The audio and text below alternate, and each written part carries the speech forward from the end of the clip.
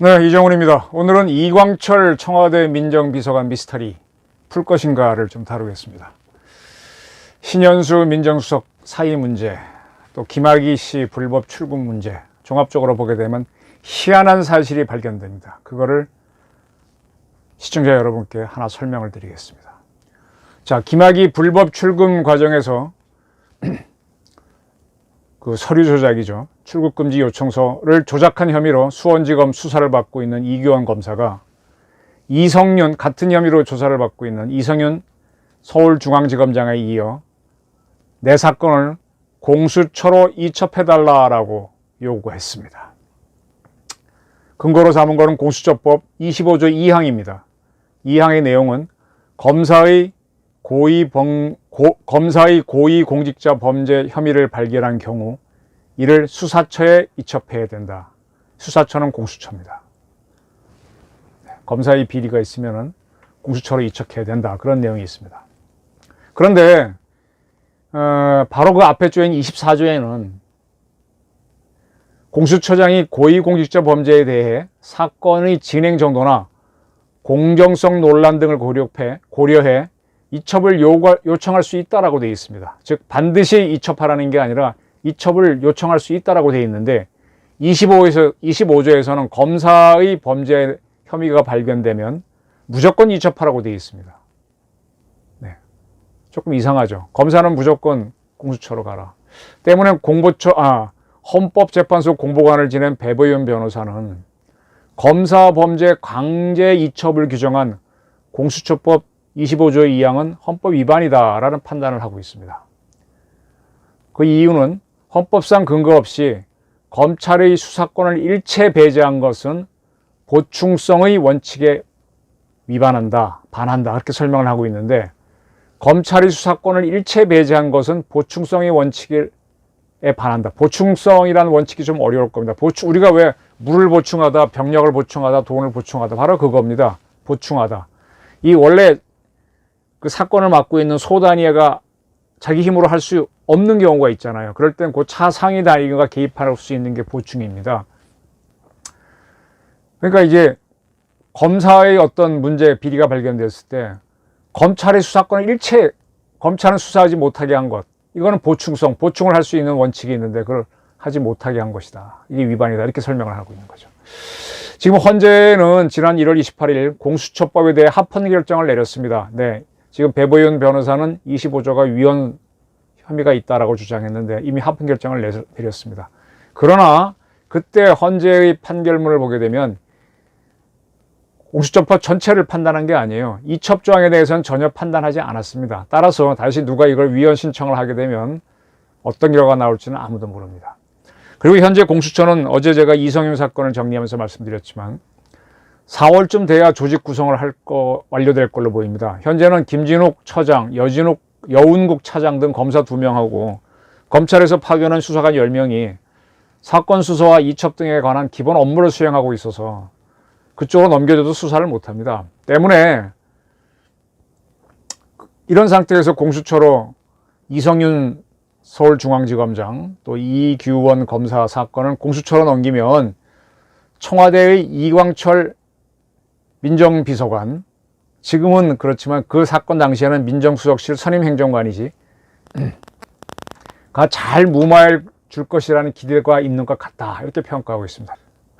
지금 이광철 비서관, 민정비서관, 그래서 이 양반한테 굉장히 관심이 쏠리고 있는데 이분이 상당히 별로 알려진 게 없어요. 제 입장에서는 미스테리한 인물입니다. 좀 상당히 미스테리합니다.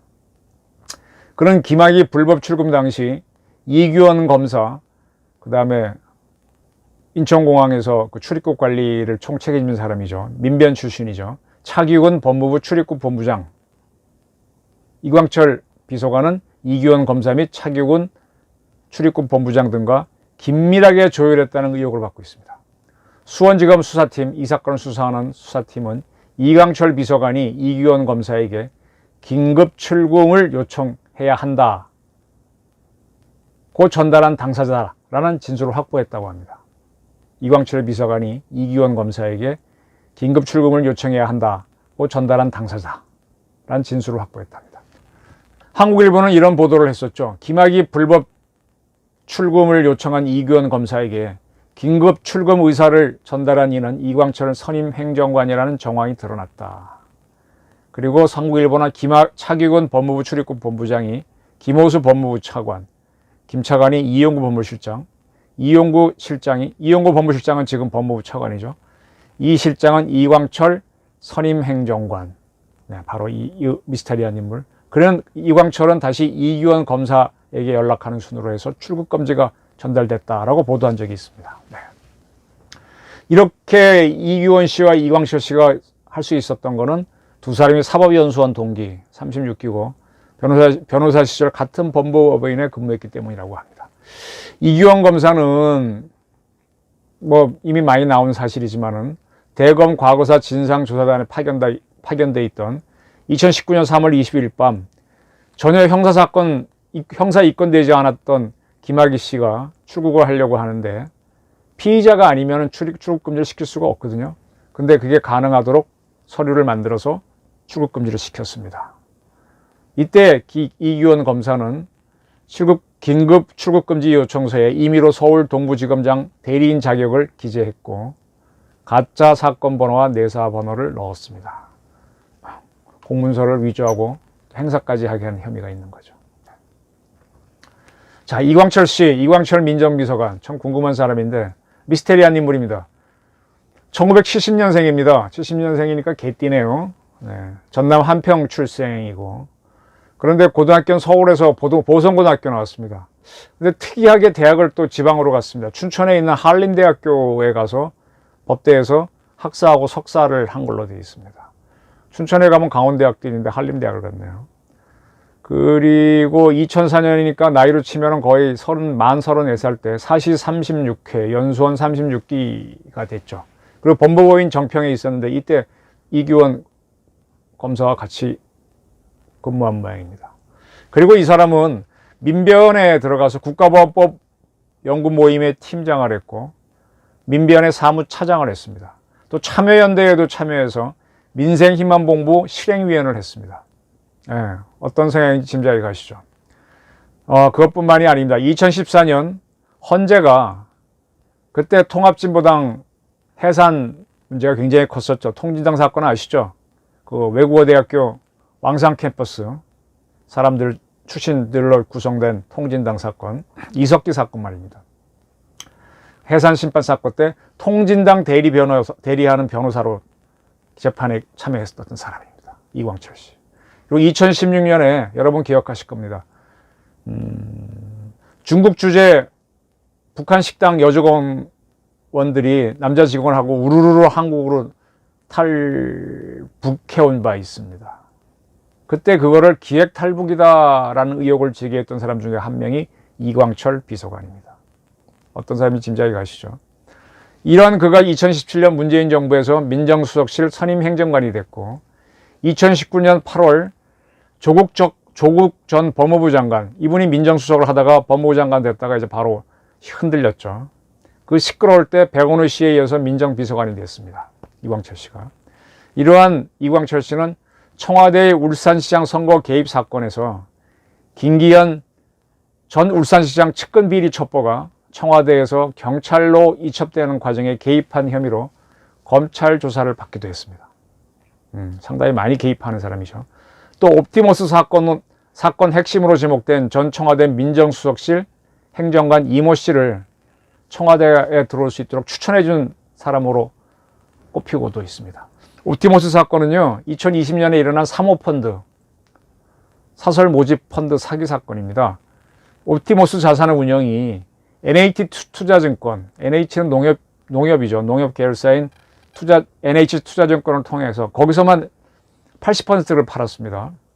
옵티머스 펀드 80%를 NH투자증권으로 팔아가지고 2,900명으로부터 1조 2천억 원을 모집했습니다.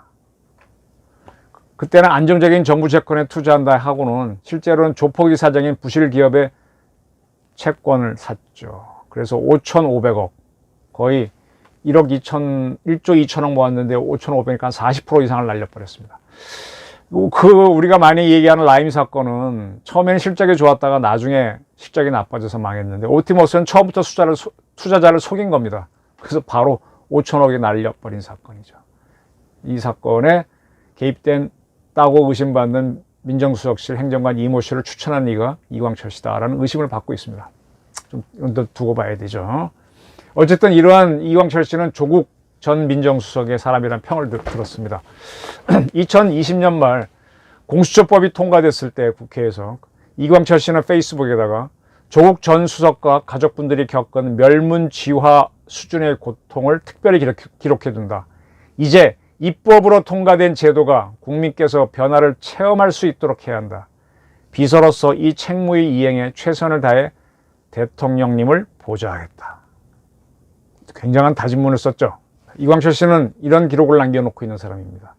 때문에 검찰 인사 때는 민정수석보다 더 센 힘을 발휘했다라는 소리도 들었습니다. 실제로 지금 신현수 민정수석이 사의를 표명한 데에는 이 이광철 민정비서관이 있었기 때문이라는 얘기가 많지 않습니까? 네. 여러분들은 뭐 임종석 씨가 청와대 비서실장을 했다는 것에 대해서 많이 주목을 했는데 임종석 말고도 다양한 사람들이 청와대에 들어가 있었습니다. 임종석 씨 혼자로 이렇게 청와대가 바뀌는 게 아닙니다. 자, 김학의 사건을 다시 한번 봅시다. 자, 이건 청와대 사이트에 있는 겁니다. 2019년 3월 18일 청와대에서 발표한 내용 그대로입니다.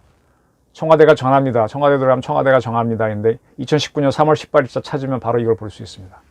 문재인 대통령이 그날 오후 2시부터 1시간 동안 박상기 법무부 장관과 김부겸 행정안전부 장관, 한 사람은 검찰, 한 사람은 경찰을 이끌 수 있는 장관이죠. 두 장관으로부터 장자연, 김학의 버닝썬 사건 관련 보고를 받고 다음과 같이 지시했습니다. 라고 하면서 그 지시문을 김의겸 당시 대변인이 쭉 설명했는데 다 쓰여 있습니다. 뭐 너무 기니까 다 읽을 필요는 없고요. 한번 다 보시고요. 중요한 대목을 읽겠습니다. 꼬딕으로 쓴 겁니다. 검찰과 경찰 등의 수사기관들이 고의적인 부실 수사를 하거나 더 나아가 적극적으로 진실규명을 가로막고 비호 은폐한 정황들이 보인다는 것입니다. 대통령이 이렇게 얘기했고요. 또 가겠습니다. 검찰과 경찰이 권력형 사건 앞에서 무력했던 과거에 대한 깊은 반성 위에서 과거에 있었던 고의적인 부실, 비호, 은폐 수사 의혹에 대해 명명백백하게 밝혀내라 이렇게 요구도 했습니다. 또 스스로의 치부를 드러내고 신뢰받는 사정기관으로 거듭나는 일은 검찰과 경찰의 현 지도부가 조직의 명운을 걸고 책임져야 할 일이라는 점을 명심해 주시기 바랍니다. 진실을 밝히고 스스로의 치부를 드러내고 신뢰받는 사정기관으로 거듭나는 일을 명운을 걸고 하라고 요구했습니다. 또 공소시효가 남은 범죄가 있다면 반드시 엄정한 사법 처리를 해 주시길 바랍니다. 대통령이 이렇게 얘기했습니다. 그리고 이런 이야기를 했습니다. 성역을 가리지 않는 철저한 수사와 조사가 필요합니다. 성역을 가리지 않는 철저한 수사와 조사가 필요합니다. 또 이런 얘기도 했습니다. 힘있고 빽있는 사람들에게는 온갖 불법과 악행에도 진실을 숨겨 면죄부를 주고 힘없는 국민은 억울한 피해자가 되어도 법의 보호를 받지 못하고 어쩌고저쩌고 이렇게 얘기했습니다. 힘있고 빽있는 사람들에게는 온갖 불법과 악행에도 진실을 숨겨 면죄부를 주고 대통령 입에서 나온 말입니다. 이거 잘 기억해 두십시오. 이런 거를 김의겸 대변인이 2019년 3월 18일 발표했습니다. 자, 김학의 씨가 출국을 하는 걸 불법으로 막았습니다. 대통령이 3월 18일 이런 지시를 하고 난 다음에 3월 22일 밤 해외로 나가는 김학의 씨를 불법으로 막은 사건이 일어났습니다. 그러면 김학의 불법 출국 사건은 누구 때문에 일어났겠습니까? 제 상식으로는 문재인 대통령 때문에 일어났습니다. 그러면 문 대통령이 직접 이규원 검사한테 전화했을 일은 없고 지금 모든 관심은 이광철 비서관을 매개로 이규원 검사에게 그러한 지시나 부탁이 간 거 아니냐. 그래서 허위 공문서 작성과 동 행사가 있었다고 보는 것이죠. 그렇다면은 지금 문 대통령이 했던 아까 제가 강하게 읽었던 말들이 이성윤 서울중앙지검장과 이규원 검사에게도 똑같이 적용돼야 되죠. 지금 힘있고 빽 있는 사람은요, 문재인 대통령과 이용구 법무차관, 이성윤 서울중앙지검장, 이규원 검사, 이광철 민정비서관입니다.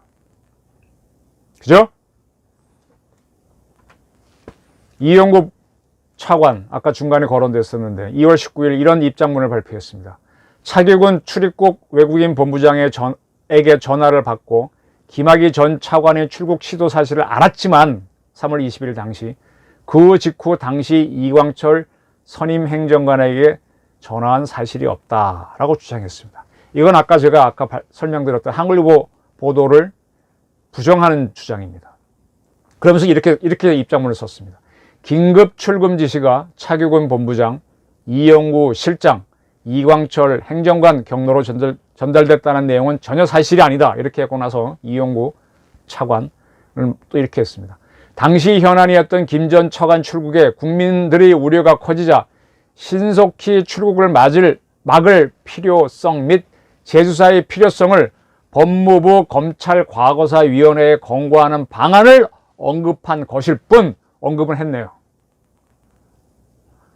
김학의 씨의 출국을 막을 필요성과 재수사의 필요성을 과거사위원회에 권고하는 방안을 언급했다 그랬습니다. 이것과 한국일보 보도를 부인하는 것은 도대체 뭡니까? 그리고 나서 이렇게 얘기했어요. 실제 출국 금지를 요청하는 수사기관의 소관부서나 사건 번호 부여 등의 구체적인 절차는 잘 알지 못하고 관여할 수도 없다. 아, 그렇구나. 내가 하긴 했는데 거기다 허위 문서를 번호를 쓰라는 그런 지시는 안 했다. 이렇게 해명을 하는 겁니다. 자, 이용구 차관의 이 변명 어떻게 보십니까? 힘있고 빽없는 뭐라 할지 대통령이 빽 있는 사람들에게는 온갖 불법과 악행에도 진실을 숨겨 면죄부를 주고, 어이구, 자꾸 생각나네요. 우리 대통령이 말을 참 잘하셨습니다. 힘있고 빽 있는 사람들에게는 온갖 불법과 악행에도 진실을 숨겨 면죄부를 주고 힘없는 국민은 억울한 피해자가 되어도 법의 보호를 받지 못하고 오히려 두려움에 떨어야 했던 것입니다. 문재인 대통령 말씀입니다. 자, 제가 이렇게까지 설명드렸습니다. 이제 이광철 씨가 어떤 역할을 했고 그가 도대체 어떤 사람인지 미스테리를 서서히 풀어가야 될 것 같습니다. 그럼 문 대통령의 신복인가요? 아니면 문 대통령을 움직이는 사람인가요? 그의 사상은 도대체 뭡니까? 저는 김학의 불법 출금 사건에 이용구, 이규원, 이광철, 차교근 이런 사람들이 관계되어 있는지 안 되는지를 문재인 대통령 말 그대로 힘있고 빽 있는 사람들이 한 것이니까 철저하게 수사해야 된다고 봅니다. 그리고 이 수사는 검찰이 수원지검이 안 해도 좋아요. 공수처가 맡아도 좋아요. 근데 공수처 역시 대통령 말대로 힘있고 빽 있는 자들이 한 거니까 철저히 수사해야 됩니다. 공정하게 한다면 공수처장은 아마 문 대통령까지도 조사해야 된다는 판단을 할 수 있을 것입니다. 그렇게까지 하십시오. 대한민국은 박근혜 대통령을 탄핵하고 수사해서 기소한 나라입니다. 그러한 나라답게 현재의 최고위층 혐의도 수사할 수 있어야 된다고 봅니다. 자, 이제 우리는 이광철 비서관 미스테리, 신현수 민정수석이 사의를 표명하고 충돌이 나는 이 희한한 세상, 진실이 뭔지를 알아가야 할 때가 된 것 같습니다. 경청해 주셔서 감사합니다.